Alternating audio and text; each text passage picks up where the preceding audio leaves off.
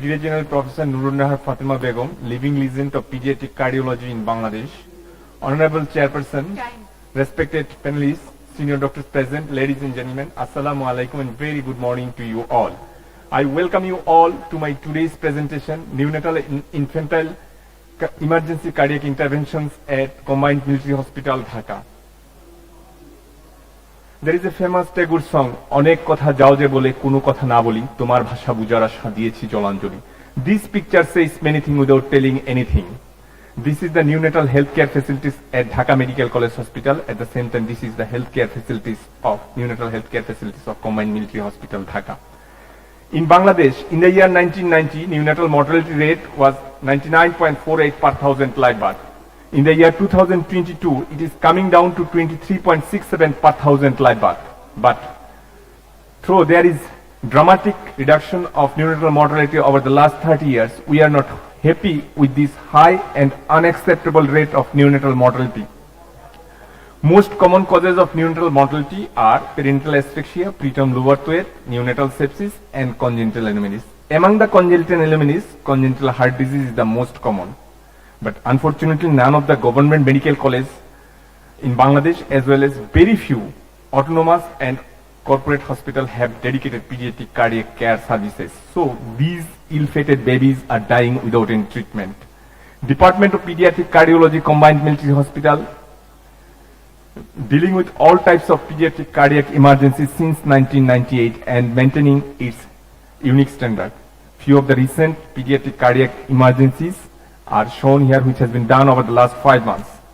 5 days old term male neonate on mechanical ventilation. He was heli evacuated from CMH Dhaka with the complaints of reluctant to take feed, respiratory distress, and bluish discoloration. His saturation of partial pressure of oxygen was only 55%, despite of giving 100% oxygen supplementation, as well as his arterial partial pressure of oxygen was only 29. His chest X-ray revealed egg-shaped heart with plethoric lung field. Echo revealed PA arises from the LV and AO arises from the RV. There is a small PFO. PDA was closed. There was a pistol shot sign.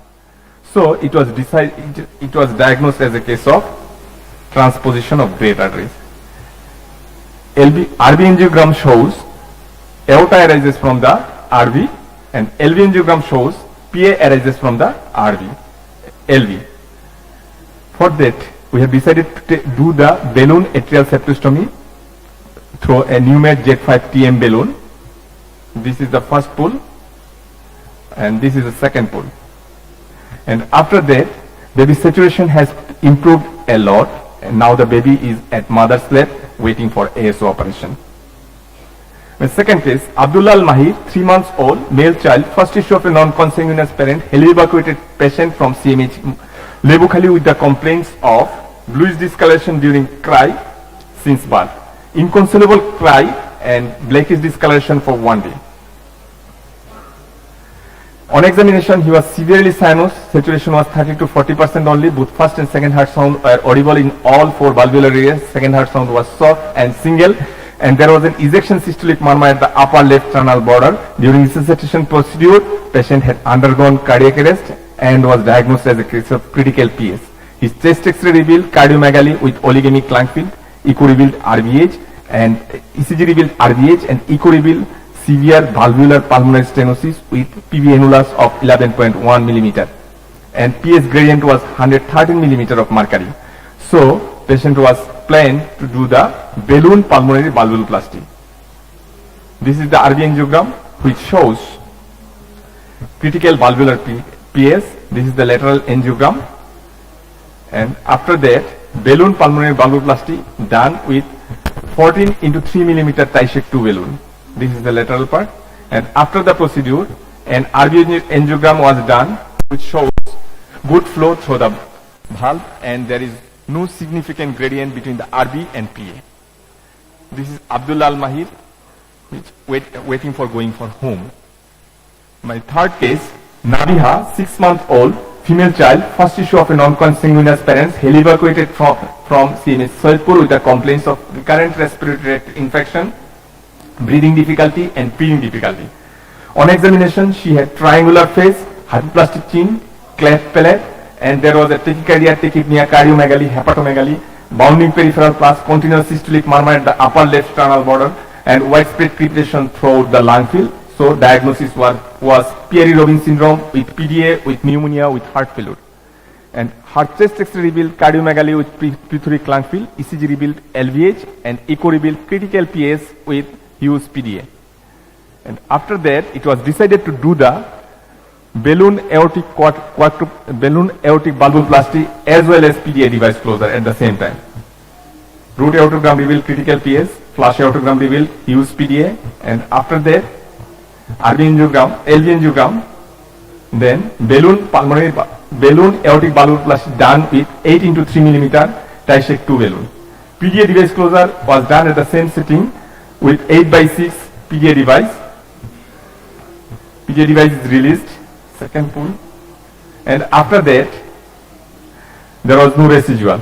Now Nabiha is preparing herself for going to school.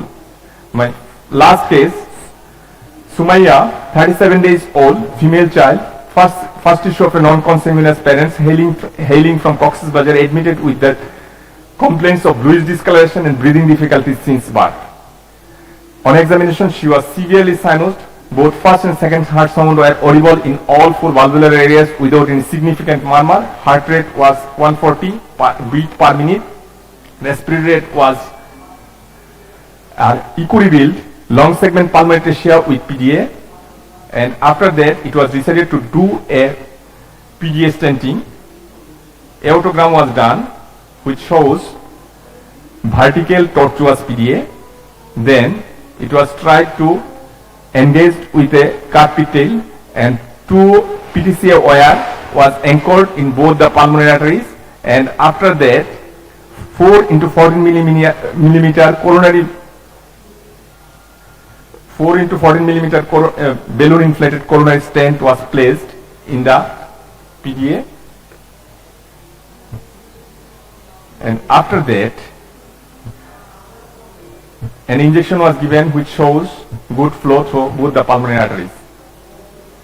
So you see the saturation before and after the procedure. Before the procedure it was 44%, and after the procedure it is 94%. See the color of the patient.